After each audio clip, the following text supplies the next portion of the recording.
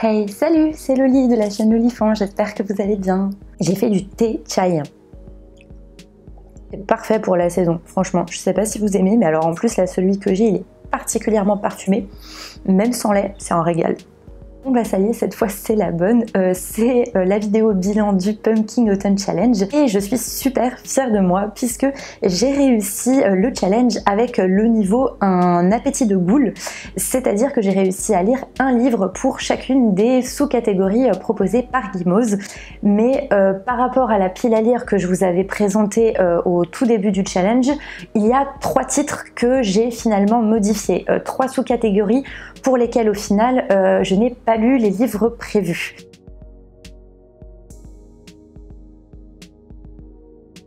Le premier de ces livres, c'est Wicked, la maintenant assez célèbre réécriture du Magicien d'Oz. Malheureusement, je n'ai pas lu parce que j'avais en fait la volonté de réactualiser un petit peu ma connaissance du Magicien d'Oz avant de me lancer dans ce livre, puisque j'ai écouté l'histoire quand j'étais petite, mais très honnêtement, je ne m'en souviens plus très bien. Du coup, j'avais commencé à écouter le livre audio en anglais, mais je n'ai pas réussi à terminer et du coup je n'ai pas lu Wicked mais Sorcière pour la catégorie Prenez garde aux souliers pointus et je vous en ai déjà parlé en vidéo. Le deuxième livre, c'est Les Pirates de la mer de Wells, tout simplement parce que c'est un vieux livre que je n'ai pas réussi à me procurer. Mais on va voir dans cette vidéo quel livre est venu le remplacer pour la catégorie Les Os de Davy Jones. Enfin, le troisième livre, et ça je peux dire que c'est vraiment mon regret pour ce challenge, c'est La Maison dans laquelle de Marianne Petrosian. D'autant que j'en ai entendu des avis absolument excellents par des personnes à qui je fais confiance. Voilà, je regrette, j'ai juste pas eu le courage en fait de me lancer dedans, c'est un gros pavé, mais je pense très clairement que j'essaierai de réparer ça en 2020. Et oui, 2020, hein, ça fait bizarre de dire 2020.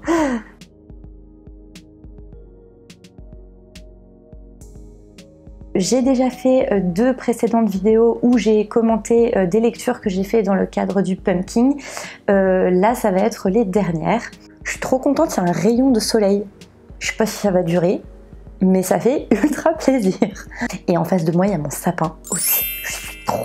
Je suis trop heureuse d'avoir mis le sapin. Le premier livre sur lequel je vous fais un retour, il s'agit d'un grand classique, Les robots de Isaac Asimov, que j'ai lu pour la catégorie Rêvons-nous de moutons électriques. Dans un futur lointain, on suit un journaliste qui vient interviewer Suzanne Calvin, une très célèbre experte en psychologie robotique. Dès le début, on sait que les humains ont structuré le fonctionnement des robots à partir de 3 lois, les fameuses 3 lois de la robotique. Et je vous les relis pour que vous les ayez en tête. Première loi, un robot ne peut porter atteinte à un être humain ni, restant passif, laisser cet être humain exposé au danger. Deuxième loi, un robot doit obéir aux ordres donnés par les êtres humains, sauf si de tels ordres entrent en contradiction avec la première loi. Enfin, troisième et dernière loi, un robot doit protéger son existence dans la mesure où cette protection n'entre pas en contradiction avec la première et la deuxième loi. Les 3 lois ont l'air solides, mais elles ne sont finalement pas complètement exemptes de failles. Et Suzanne Calvin va raconter à notre journaliste des épisodes qui peuvent paraître assez anodins, mais qui sont en fait importants puisqu'ils ont permis aux êtres humains de comprendre certains bugs. La première chose que je peux dire, c'est que cette saga est assez longue, elle fait au total 6 tomes, et que d'avoir lu juste le tome 1, c'est un peu court, je pense, pour me faire mon avis. Ce qui est assez surprenant, c'est que Asimov propose une vision, somme toute, très positive des robots, ce qui est assez inhabituel, je trouve, puisque à notre époque, en tout cas, on est plutôt habitué à considérer l'intelligence artificielle comme quelque chose de positif, mais qui présente aussi des dangers, quelque chose qui peut être un petit peu inquiétant. Moi, je sais que très clairement, j'ai été marquée par un Matrix, par exemple, dans lequel, très clairement, les machines, c'est pas tes amis, quoi. Là, par exemple, au début, on a une scène entre un robot et une petite fille, une très jeune enfant dont il a la garde et avec laquelle il joue. C'est une scène très attendrissante, très positive, très enjouée.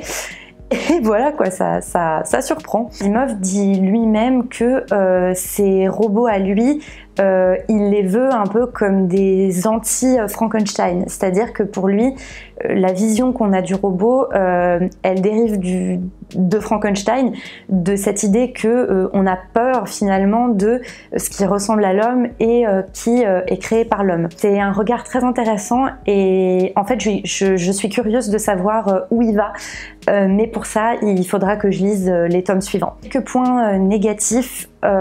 Les petites pointes de sexisme par-ci par-là, je l'avais beaucoup moins senti dans Fondation, mais là clairement c'est difficile de laisser passer.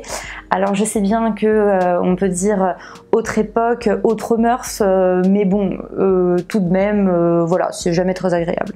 Enfin, le dernier point qui m'a un petit peu gênée, ce sont les personnages. Les personnages humains récurrents que l'on retrouve au fur et à mesure des petits récits, dont fait partie Suzanne Caline. Je trouve que ces personnages ne sont franchement pas très attachants. En fait, ils sont pas très développés, on voit que c'est pas ce qui intéresse Asimov. Asimov, lui, ce qu'il veut nous raconter, c'est cette évolution en fait des robots. Et les humains sont là un petit peu en témoin, on sait absolument rien sur eux. Moi j'ai eu un petit peu de mal parce que du coup j'arrivais à m'attacher et à m'identifier absolument à personne. Ça m'a pas empêché d'apprécier le fond du livre, mais voilà, ça m'a un petit peu manqué, je dois l'admettre. Le deuxième livre dont je vous parle, c'est celui qui est venu remplacer les Pirates de la mer pour la catégorie Les Eaux de David Jones, et il s'agit de Astar Mara de Brice Tervel, publié par Les Moutons Électriques. Le livre, quand je l'ai vu, je me suis dit mais il est juste parfait pour cette catégorie, même esthétiquement, enfin c'est trop beau quoi. Alors ce livre pour moi, c'est vraiment un livre d'aventure, au sens où on va suivre une jeune fille qui se retrouve un petit peu par hasard embarquée sur un bateau dont l'équipage a des intentions pas très claires, enfin on dirait des pirates. Et à partir de là, il n'y a pas de grands enjeux, il n'y a pas de grandes quêtes, il n'y a pas de grands mystères à résoudre, non, ce sont les péripéties qui vont compter. Les péripéties globalement totalement inattendues, au détour duquel l'auteur nous dévoile des petits morceaux, des petites touches de son univers, et c'est un univers très atypique. L'auteur, Brice Tervel, a une imagination franchement incroyable. Il développe en fait autour de la thématique des océans tout un monde à lui, des créatures, des phénomènes, des lieux.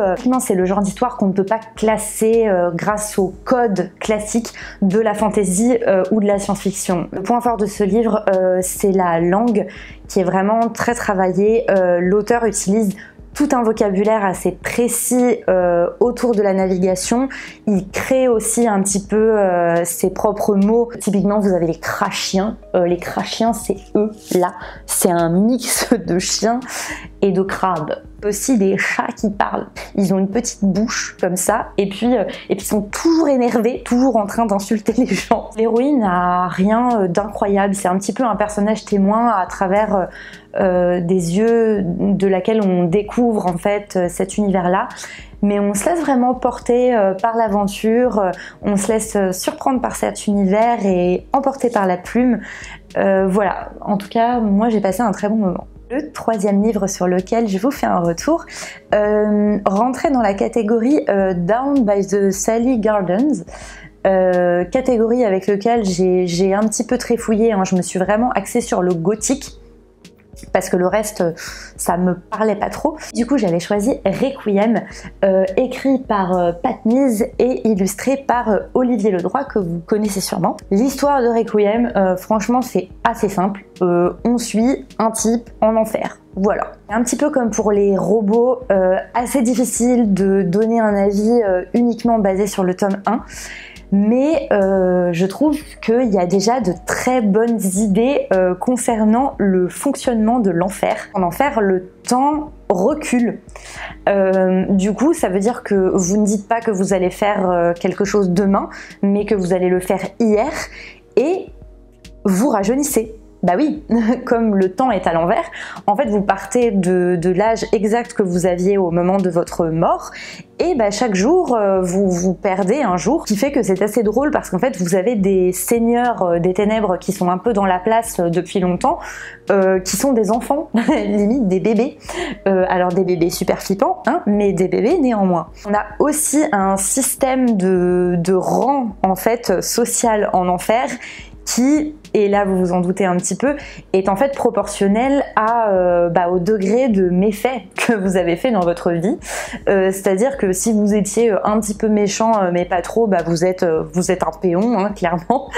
Et au contraire, si vous avez envoyé, hein, si vous avez été bien méchant, si vous avez fait des bonnes crasses, vous montez jusqu'à voilà, être un lord, être un seigneur. Beaucoup en faveur de ce titre, c'est que le dessin est très fin, très détaillé, c'est vraiment très beau. Par contre, évidemment, il faut être amateur, hein. C'est globalement assez macabre, ça peut être assez violent, et puis il faut aimer le rouge, quoi, parce que voilà, l'enfer, les flammes, le sang, du rouge partout, ça peut agresser l'œil, c'est beau, mais voilà, il faut aimer. Très bonnes idées, c'est très prometteur. J'espère que l'univers en fait va continuer à s'étoffer au fur et à mesure des tomes. Et enfin, dernière lecture, en fait je tenais à vous faire un retour sur le tome 2 d'Aeternia, puisque je vous avais parlé dans une première vidéo du tome 1 que j'ai lu pour la catégorie Misty Days, et en fait j'ai pas pu attendre et j'ai lu également le tome 2 dans le cadre du challenge. J'avais été terriblement accrochée, hameçonnée, retournée par le tome 1. Et malheureusement, j'ai passé un bon moment avec ce tome 2, mais je suis obligée de dire que j'ai été un petit peu déçue. Je trouve qu'il ne se passe rien de très inattendu dans ce tome 2. Globalement, c'est un petit peu la résolution qu'on attendait au regard des éléments qu'on avait dans le tome 1. Également, j'admets que, compte tenu du titre, je m'attendais à ce que Aeternia, donc qui est censé être un peu le monde du dessous, le monde des ombres, voilà, un univers un petit peu mystérieux, prenne un peu plus de place justement dans ce tome 2, parce qu'on avait un petit peu des signaux dans le tome 1. Et en fait, il est présent, il joue un rôle, mais pas celui auquel je m'attendais. Et voilà, petite déception parce que je crois que du coup ça aurait donné aussi un petit peu plus d'aura fantastique, de magie en fait à l'ensemble du récit, dans lequel finalement il y a quelques touches en fait de merveilleux, de magie, mais il n'y en a pas tant que ça. En fait, c'est quand même une histoire qui est assez politique et plutôt une histoire voilà, qui se passe entre les hommes. Le personnage qui est mis en avant dans ce tome 2, je le trouve un petit peu plus déjà vu par rapport au personnage du tome 1.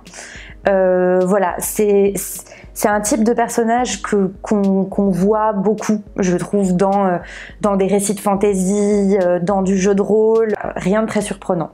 Au contraire, il y a, je trouve, un personnage qui est très intéressant dans cette dualogie, un personnage qui en fait finalement est un petit peu le personnage fanatique par excellence, puisque donc comme je le rappelle, ça parle en fait de tensions entre deux religions différentes. Et ce personnage-là, il m'avait déjà beaucoup plu dans le tome 1, j'en attendais beaucoup dans le tome 2, d'autant que c'est un personnage qui prend des actions qui sont assez déterminantes en fait pour le déroulé du récit, mais en fait, on ne nous livre jamais vraiment sa psychologie. À aucun moment, l'auteur s'arrête pour nous expliquer ses motivations, comment il s'est construit, comment est-ce que peut-être il est tiraillé, alors que franchement, je pense qu'il y avait vraiment quelque chose à faire avec ce personnage. Et j'ai trouvé ça encore une fois un petit peu dommage. Le seul dénouement qui m'a bien plu, c'est le dénouement autour du personnage du prêtre. Du prêtre de la déesse qui est mis en avant dans cette histoire. Lui, pour le coup, j'ai trouvé que son cheminement était assez sympa, qu'il tirait bien son épingle du jeu. Pour finir, on pourrait considérer la fin comme osée. D'ailleurs, elle est assez sympathique en termes de mise en scène. Mais au bout du compte, après quelques semaines maintenant de réflexion, je la trouve quand même un petit peu facile. Attention, j'aimais ces quelques critiques, mais je le rappelle, c'est très bien écrit, c'est très bien mené, c'est prenant, on a envie de savoir la suite. Il y a des scènes qui sont bien construites, bien mises en scène. Encore une fois, on rigole, on a de l'humour bien dosé. Mais voilà, au global, ce tome 2 fera que je place, je pense, Aeternia en dessous du Puits des Mémoires que j'ai lu et que j'avais adoré. La fin du Puits des Mémoires n'était pas exceptionnelle non plus, mais au global sur les 3 tomes, je trouve que ça se tenait bien et que ça nous surprenait en termes de péripéties. Voilà, mais je recommande quand même Aeternia, si vous aimez la fantasy, vous pouvez le lire, je pense que vous passerez un très bon moment. Pour moi, ça rentrera juste pas dans mes sagas coup de cœur. Désolée Gabrielle Katz. Et voilà, c'est tout pour ce bilan du Pumpkin Autumn Challenge. Je suis assez contente du coup d'avoir réussi à atteindre un appétit de goule. Franchement, les différentes catégories et sous-catégories du challenge laissaient beaucoup de place pour lire des choses finalement assez variées et ça c'était chouette. Merci Guimauze, à l'occasion de ce challenge, j'aurais fait de belles découvertes. Après c'est vrai que là je l'ai expérimenté, le fait que le challenge dure 3 mois, autant sur les 2 premiers mois j'étais super motivée et j'ai été assez rigoureuse par rapport à la pile à lire que je m'étais choisie initialement. Autant sur le 3e mois, voilà, c'est là que ça a tiré un petit peu et que j'ai eu envie de faire quelques changements. J'avais commencé à avoir envie de lire d'autres choses. Je voyais approcher l'hiver et le cold winter et on a envie un peu de tendre vers cette ambiance hivernale et cette ambiance festive. Ça fera quand même au total 3 vidéos sur le pumpkin, mais comme je pense vous avez pu le constater, moi quand je vous fais des avis sur mes lectures, j'aime bien quand même vous donner des éléments pour que vous sachiez de quoi ça parle et vous donner un avis un minimum construit. Du coup j'aime bien prendre mon temps. J'espère que vous aurez apprécié suivre mes lectures et entendre mes retours. Vous pouvez compter sur moi pour ne pas vous laisser tomber pendant la saison froide. Je vous retrouve bientôt pour de prochains avis lecture. Allez, salut!